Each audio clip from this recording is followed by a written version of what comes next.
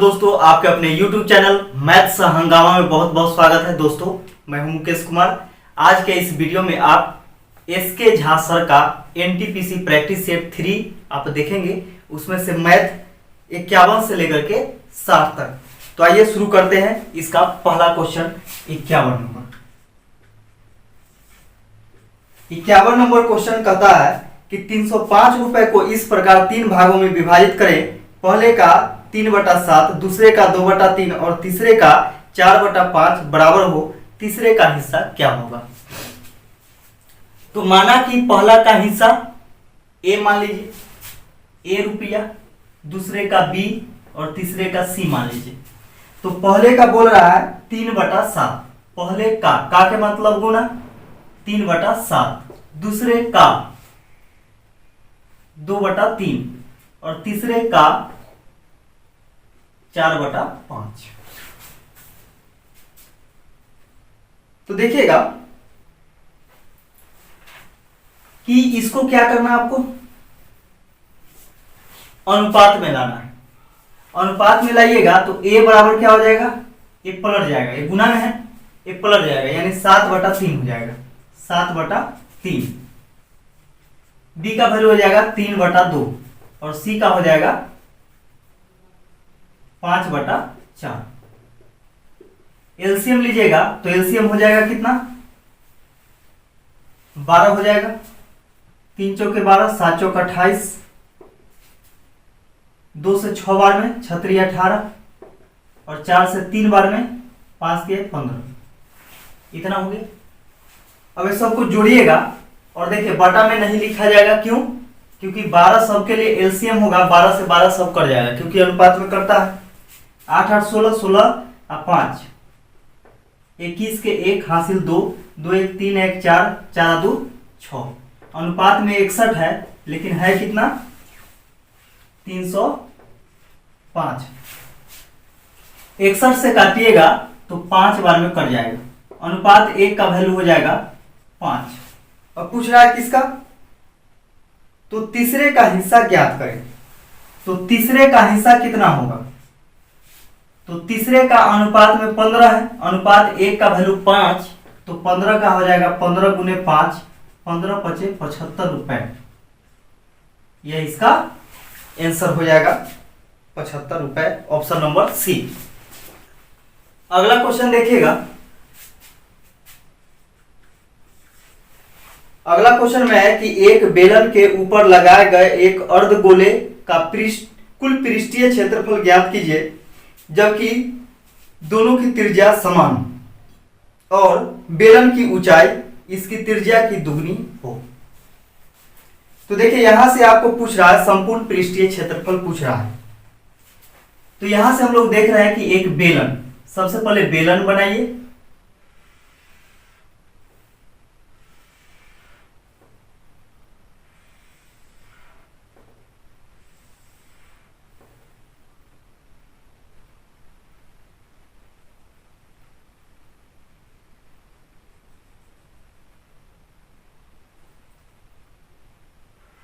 और ये हो गया अर्धवृत्त ऊपर से लगा हुआ है इस बेलन पर। इसका त्रिज्या यहां से है, त्रिज्या r ले लीजिए।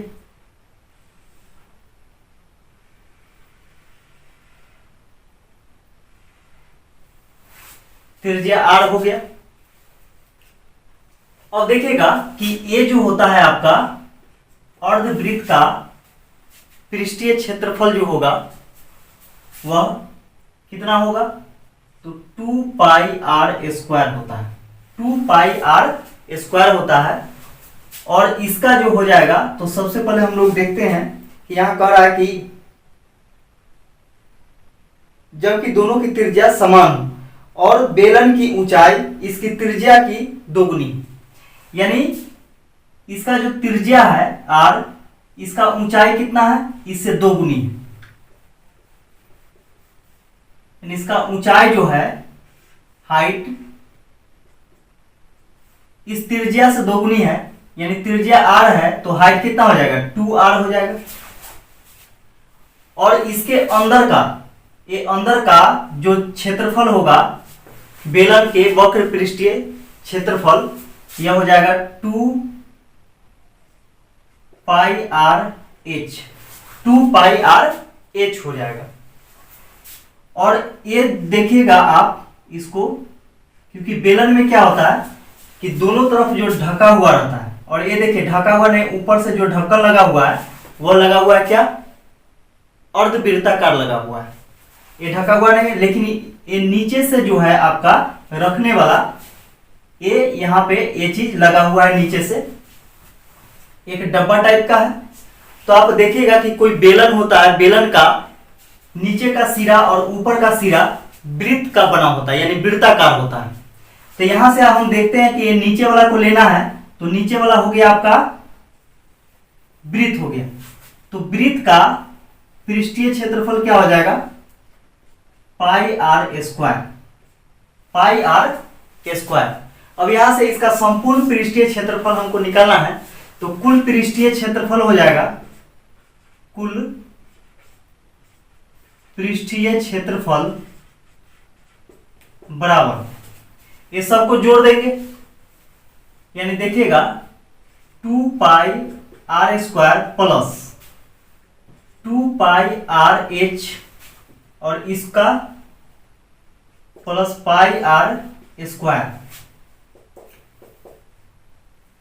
अब यहां से देखिएगा कि 2 pi r square plus 2 pi r, H का वैल्यू देखिएगा कि 2r है, तो h के जगह हम रखेंगे 2r plus pi r square, 2 pi r square plus 2 दूनी 4 पाई, r में r से गुना करेंगे r स्क्वायर हो जाएगा प्लस पाई आर स्क्वायर। तो देखिएगा 2 pi r square, 4 pi square और 1 pi square, pi r square. तो सबको हम यदि जोड़ते हैं तो 2 और 4, 4 2 6, 6 1 7, यानी 7 पाई आर स्क्वायर, यही इसका आंसर हो जाएगा। यही हो गया आपका ऑप्शन नंबर सी। अगला क्वेश्चन देखिएगा, अगला क्वेश्चन कहता है कि ये प्रत्येक माह यानी प्रत्येक महीना कृतिका अपनी आय का 30% घर के किराए पर और शेष का 60% घरेलू व्यय पर खर्च करती है। यदि वह प्रत्येक माह 6300 रुपए की बचत करती है तो उसकी कुल मासिक आय कितनी है। तो देखिए, माना कि मासिक आय, महीने का आमदनी जो है वह 100 रुपया मान लेते हैं। अब इसी 100 रुपया में से क्या करेगी कि वह खर्च करेगी।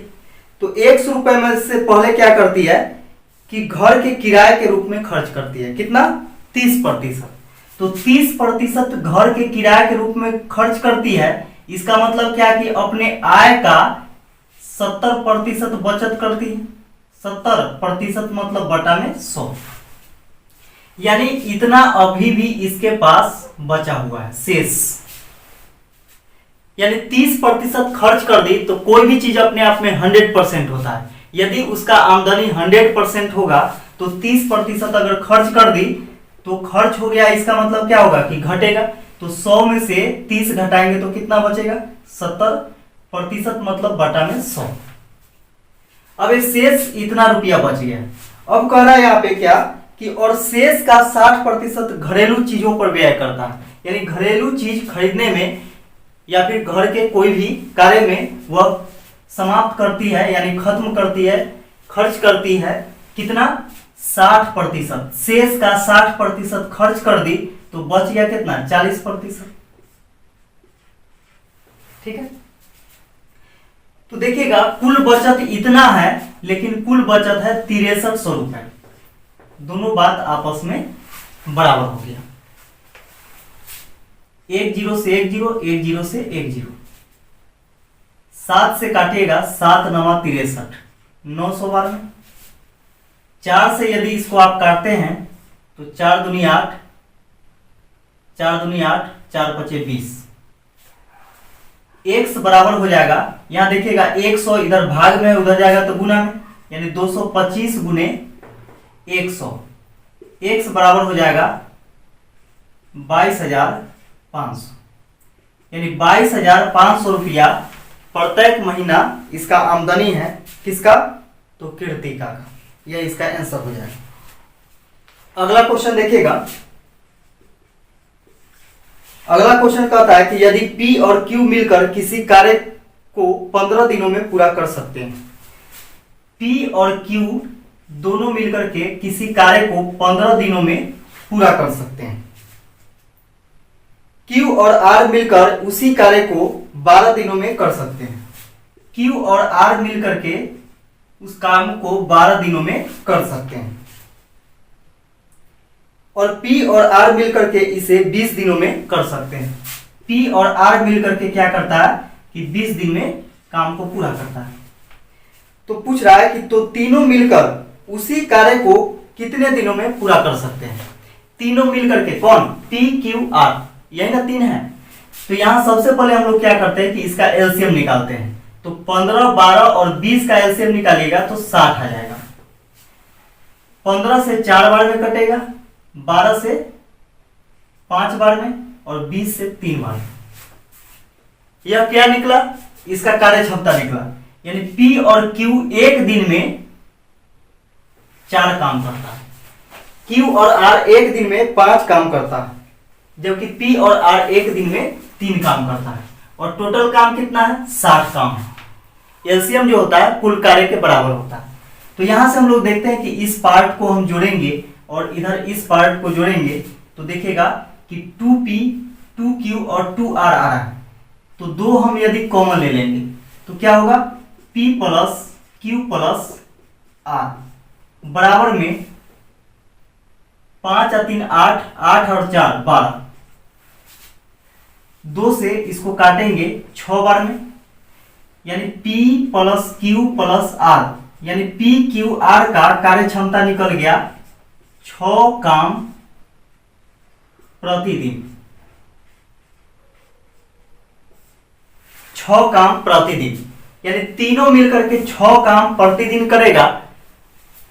तो 60 काम को करने में इसे कितना समय लगेगा, तो 6 से भाग दे देंगे, यानी कुल काम कितना है, 60 काम है और ये तीनों मिलकर के करेगा।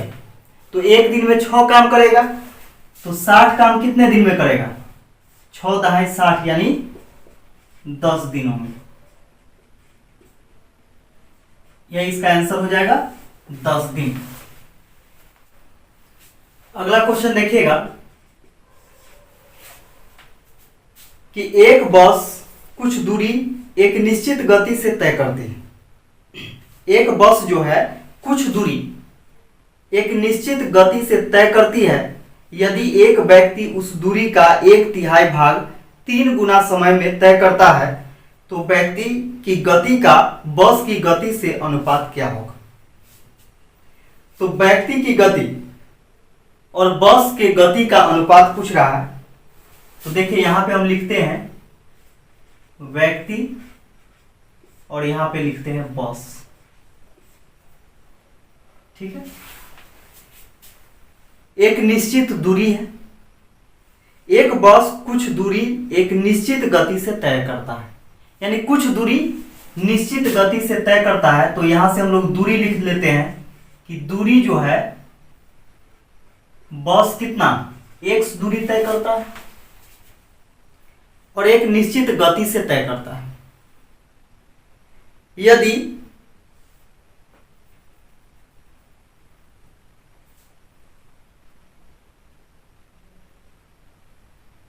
एक व्यक्ति उस दूरी का 1/3 भाग, एक व्यक्ति क्या करता है कि इस दूरी का 1/3 भाग, तो बस जो है वह x किलोमीटर दूरी तय करता है, तो व्यक्ति कितना करेगा, इसका 1/3, यानी x का 1/3, यही होगा 1/3, यानी इस दूरी का 1/3, यानी x/3 हो जाएगा।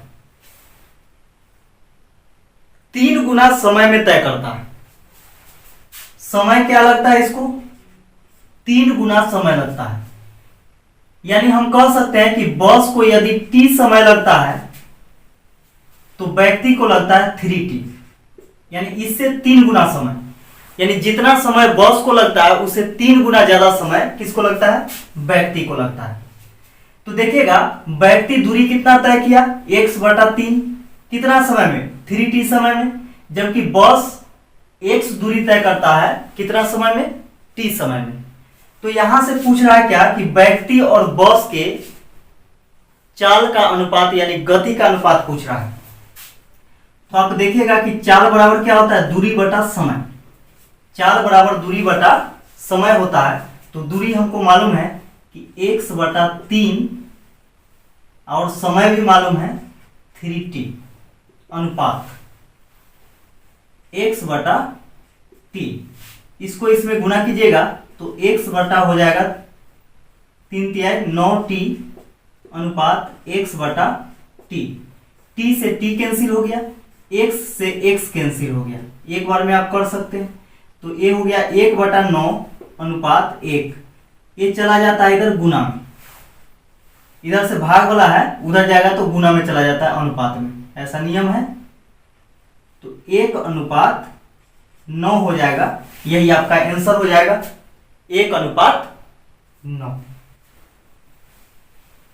अगला क्वेश्चन देखिएगा। अगला क्वेश्चन है कि विक्रय मूल्य ज्ञात करें जब अंकित मूल्य 160 रुपए और छूट 12% हो। तो देखिएगा विक्रय मूल्य ज्ञात करें जब अंकित मूल्य 160 रुपए और छूट 12% हो। तो ध्यान दीजिएगा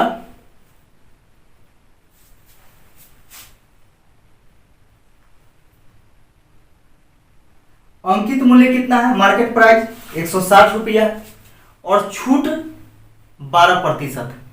तो हल्का सा आपको दिमाग लगाना है कि अंकित मूल्य दिया हुआ रहता है, जो छपा हुआ मूल्य होता है वह अंकित मूल्य होता है। आप यदि जींस टी शर्ट चाहे कोई भी कपड़ा खरीदने जाते होंगे तो वहां पे देखते होंगे कि प्रिंट रेट दिया हुआ रहता है, प्राइस दिया हुआ रहता है और उसी में से आपको डिस्काउंट करके देता है। तो वो जो छपा हुआ मूल्य होता है वह मार्केट प्राइस होता है यानी अंकित मूल्य होता है। और अंकित मूल्य पर जो डिस्काउंट करके आपको दिया जाता है, इसका मतलब क्या, दुकानदार बेचता है। तो यहां पे विक्रय मूल्य ही निकलेगा, सेलिंग प्राइस। कैसे, तो मार्केट प्राइस पर डिस्काउंट करके। तो मार्केट प्राइस 160 रुपए है और इसी में डिस्काउंट करेगा कितना, 12% डिस्काउंट करेगा, यानी पैसा लेगा आपसे कितना, 88%।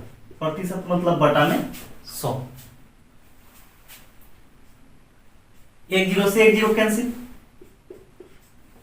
88 में 16 से गुना कीजिएगा, 16 8 128 के 8 हासिल 12, 16 8 128। इसको जोड़ेंगे 8 और 2 10 के 0, 2 1 3 1 4 1 140 यानी 1408 बटा में कितना हो जाएगा 10, एक अंक बाद दशमलव, तो 140.8 रुपया इसका क्या निकल गया, विक्रय मूल्य। यही आपका आंसर हो जाएगा। अगला क्वेश्चन देखिएगा। अगला क्वेश्चन है कि 10 इंटू ए प्लस बी बराबर 10a प्लस 10b बटा में 1 माइनस 10a इंटू 10b। तो पूछ रहा है, तो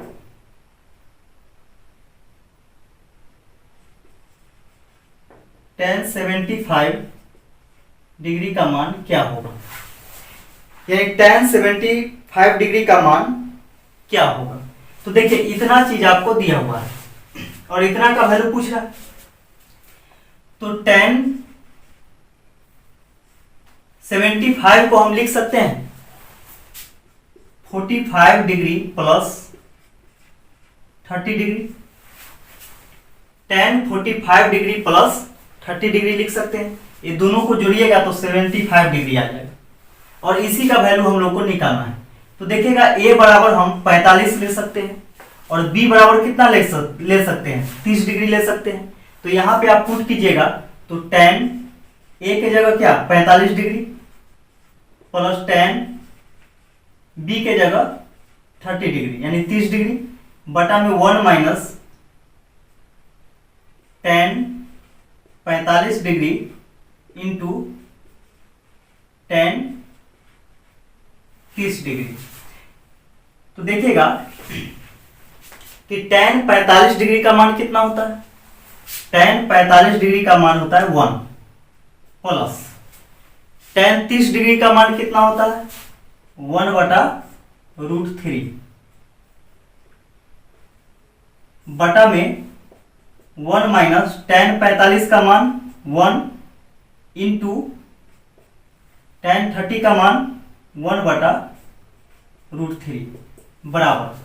अब इसको गुना कीजिएगा तो ये हो जाएगा आपका √3 प्लस 1 बटा √3 बटा में ये हो जाएगा आपका √3 माइनस 1 बटा √3, √3 से √3 कैंसिल हो गया। अब यहां से देखते हैं हम लोग √3 प्लस 1 बटा में √3 माइनस 1। तो आप जानते होंगे, यदि आप नहीं जानते होंगे तो मैंने घातांक करने का क्वेश्चन पढ़ाया है, उसे आप देख सकते हैं। अगर देखना चाहिएगा तो मैं इस वीडियो के डिस्क्रिप्शन में उसका पीडीएफ का ही लिंक दे दूंगा, वहां से आप पूरा बेसिक से देख सकते हैं कि कैसे होता है। तो देखिएगा जब नीचे से ऊपर जाता है तो बीच का साइन चेंज हो जाता है, यानी बीच में माइनस है तो प्लस हो जाएगा ऊपर जा करके, अगर प्लस रहेगा तो माइनस हो जाएगा। तो जब यहाँ माइनस है ऊपर जाएगा तो प्लस हो जाएगा, यानी √3 प्लस 1 इंटू √3 प्लस 1 और नीचे में दोनों के वर्गों का अंतर, तो √3 का स्क्वायर माइनस 1 का स्क्वायर, स्क्वायर से रूट कैंसिल हो गया। अब इधर हम लिख देते हैं, ये हो जाएगा आपका √3 प्लस 1 इंटू √3 प्लस 1 यानी a प्लस बी का होल स्क्वायर है, a plus b into a plus b. तो a प्लस बी का होल स्क्वायर a स्क्वायर plus 2ab plus b square, अब बटा में 3 में से 1 घटाइएगा तो 2 आ जाएगा, स्क्वायर से रूट कैंसिल हो गया। अब ये हो गया 3, 1 का स्क्वायर 1 तो 3 आए 4 प्लस 2√3 हो जाएगा ये वाला, अब बटा में 2। यदि हम 2 कॉमन लेते हैं तो बच जाएगा इसमें कितना 2 प्लस √3 बटा में 2 से 2 कैंसिल हो गया, आंसर आ गया आपका 2 प्लस √3। यही इसका आंसर हो जाएगा 2 प्लस √3, जो कि ऑप्शन नंबर आपको सी में दिया गया है। अगला क्वेश्चन देखिएगा, अगला क्वेश्चन है कि जॉन जिल से 15 वर्ष छोटा है। जॉन जो है जिल से 15 वर्ष छोटा है। 12 वर्ष पहले जिल की उम्र जॉन की उम्र से 1.5 गुनी थी। जिल वर्तमान में कितने वर्ष का है? देखिए बहुत अच्छा क्वेश्चन है। जॉन की उम्र से 1.5 गुनी थी कौन? जिल।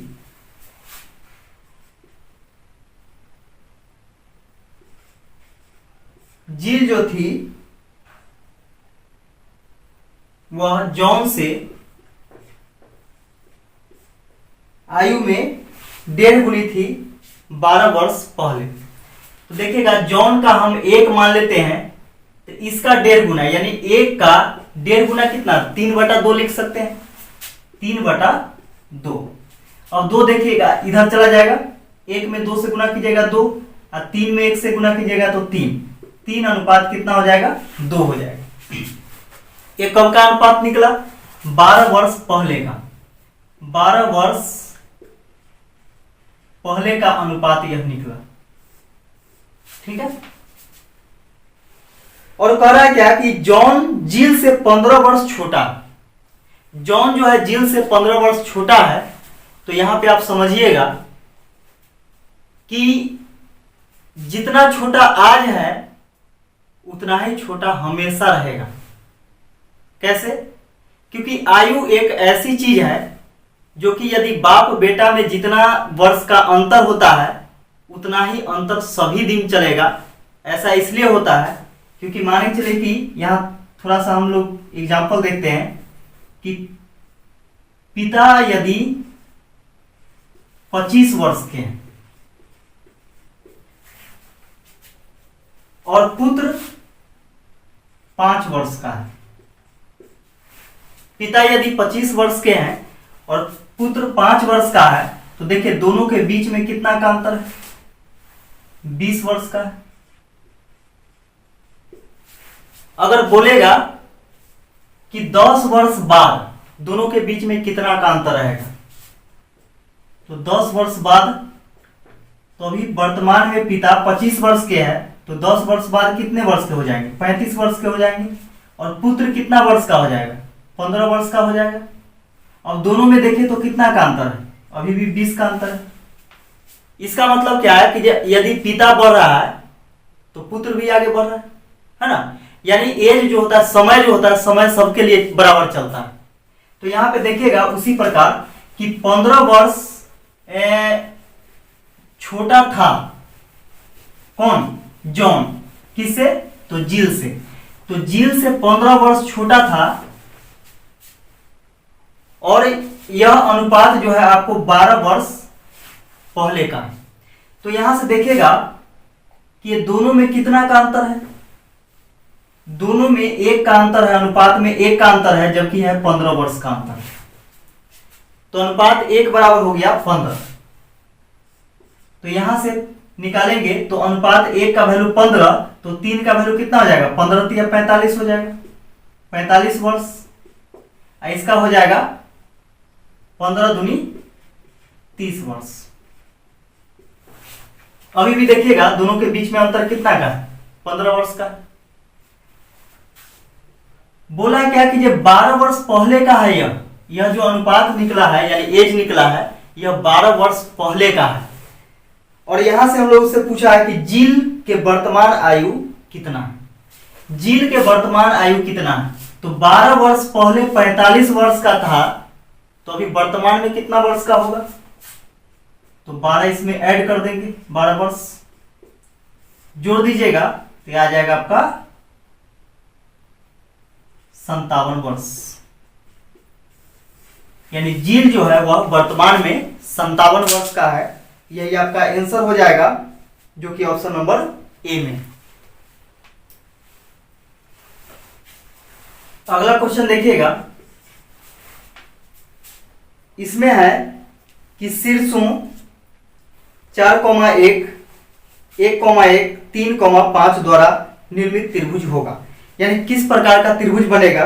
तो यहाँ पे ऑप्शन दिया गया है, ऑप्शन नंबर ए में समद्विबाहु परंतु समकोण नहीं, बी में है समकोण परंतु समद्विबाहु त्रिभुज नहीं, सी में समद्विबाहु और समकोण त्रिभुज, और डी में है विषमबाहु त्रिभुज। तो देखिएगा यहाँ पे कि ऐसे प्रश्न को कैसे हल किया जाता है।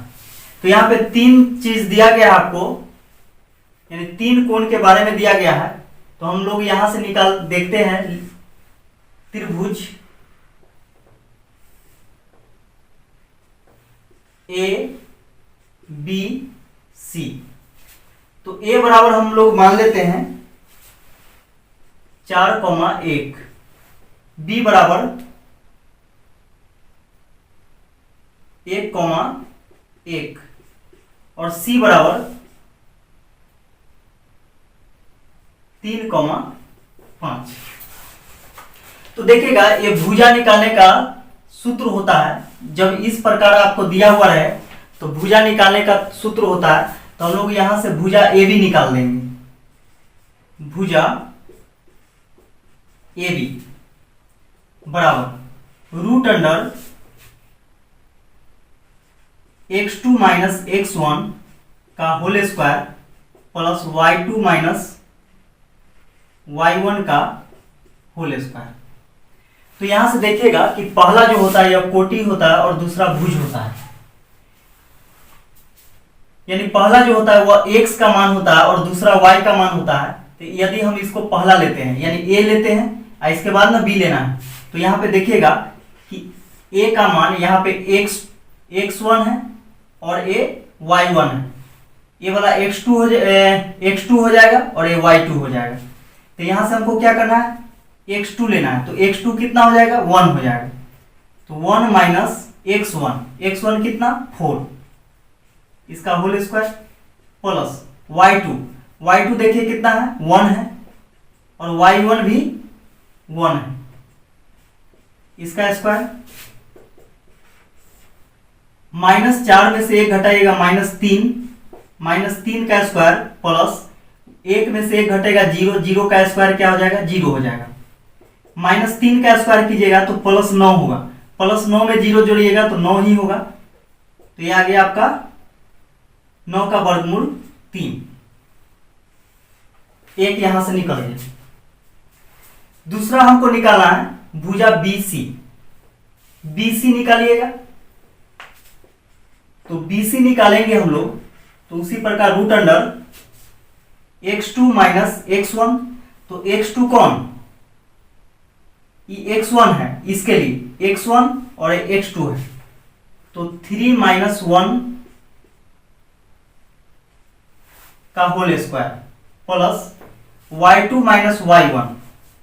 तो y2 5 हो गया माइनस y1 कितना 1, इसका स्क्वायर ये हो जाएगा। 3 में से 1 घटाएगा 2 का स्क्वायर प्लस 5 में से 1 घटेगा 4 का स्क्वायर, 2 के स्क्वायर 4 प्लस 4 के स्क्वायर 16। तो 16 4 20 हो जाएगा, √20। तो 2 रूट कितना हो जाएगा 5। ये दूसरा निकल गया भुजा। तीसरा यदि हम लोग निकालते हैं तो यहां पे निकाल देते हैं तीसरा कौन, AC। भुजा AC बराबर निकालते हैं तो √x2 माइनस x1 यानी 3 माइनस 4 का whole square plus y2 minus y1 यानी 5 माइनस 1 का होल स्क्वायर। ये हो जाएगा आपको -4 में से 3 घटाइएगा -1 का स्क्वायर प्लस 5 में से 1 घटेगा 4 के स्क्वायर, 1 के स्क्वायर 1 ही होगा प्लस 4 के स्क्वायर 16। तो 16 1 17 और 17 का वर्गमूल नहीं निकलेगा।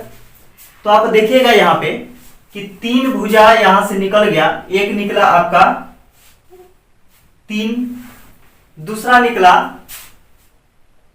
2√5 और तीसरा निकला कितना √17।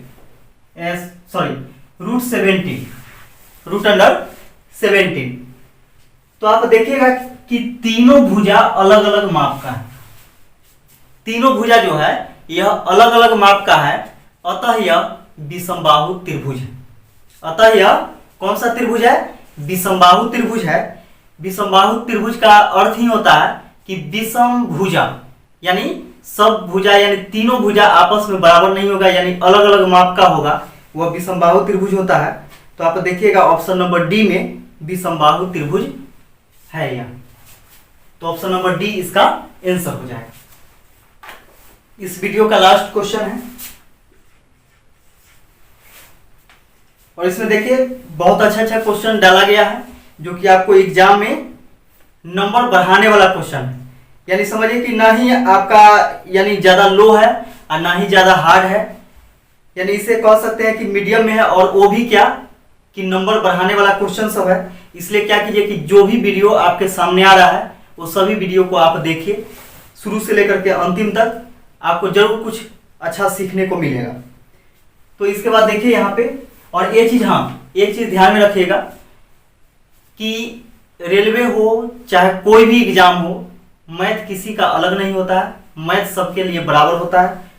तो आप ये मत समझिएगा कि यह एनटीपीसी का ही है, हो सकता है कि आपको ग्रुप डी में भी काम में आ जाएगा।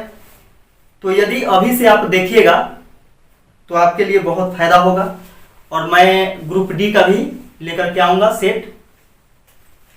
तो सबसे पहले इसका देखते हैं हम लोग। यह लास्ट क्वेश्चन है, यदि 6y + 70 डिग्री 6y + 70 डिग्री और 3y + 3y प्लस 47 डिग्री संपूरक कोण, तो y का मान ज्ञात कीजिए। ये संपूरक कोण है तो y का मान ज्ञात करना है। तो देखिएगा कि पूरक कोण क्या होता है, वैसा दो कोण जिसको जोड़ने पर अगर 90 डिग्री आ जाए तो वह पूरक कोण होता है। यदि वैसा दो कोण जिसको जोड़कर 180 डिग्री आ जाए तो वह संपूरक कोण होता है। तो एक कोण आपको 6y प्लस 70 डिग्री है और दूसरा कोण जो है 3y प्लस 47 डिग्री है। यदि ये दोनों को हम जोड़ देते हैं तो किसके बराबर आना चाहिए, संपूरक के बराबर, यानी 180 डिग्री के बराबर होना चाहिए। ये दोनों बात बराबर हो गया। तो देखिएगा यहां से हम लोग जोड़ेंगे तो 6 3 9y प्लस 7 7 4 11 117 डिग्री बराबर 180 डिग्री। 117 डिग्री इधर प्लस में उधर जाएगा तो माइनस में, 9y बराबर हो जाएगा 10 में से 7 घटाइएगा 3, इसमें बच जाएगा कितना 7, 7 में से 1 घटेगा 6, 1 में से 1 घटेगा 0, 63 डिग्री। 9y बराबर 63 डिग्री, 9 से काटेंगे 9 सते 63, यानी y का वैल्यू आ गया 7 डिग्री। और यही चीज पूछ रहा था आपसे कि y का मान क्या होगा, तो 7 डिग्री यानी 7 डिग्री, जो कि ऑप्शन नंबर सी में है। तो वीडियो यदि अच्छा लगा हो तो वीडियो को लाइक करें, शेयर करें और कमेंट करके जरूर बताएं कि यह वीडियो आपको कैसा लगा। वीडियो देखने के लिए आप सभी को बहुत बहुत धन्यवाद।